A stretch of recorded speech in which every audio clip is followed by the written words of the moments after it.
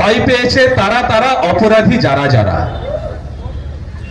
ভয় পেয়েছে তারা তারা অপরাধী যারা যারা, ভয় তো পেয়েছে তাই তারা ভয় দেখাচ্ছে।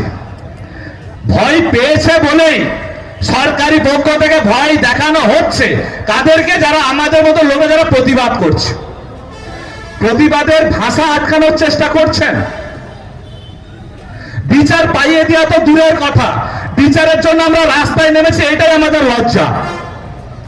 তারপরেও আমাদেরকে ভয় দেখানো হচ্ছে, প্রতিবাদী কণ্ঠগুলোকে রোধ করানোর চেষ্টা করা হচ্ছে।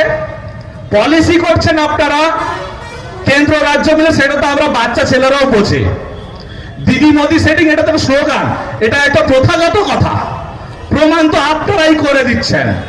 বিচারের জায়গায় রাস্তায় নেমেছি, উপরন্তু ভয় দেখাচ্ছেন। আইমা রাস্তায় নেমেছে, আজকের নয়।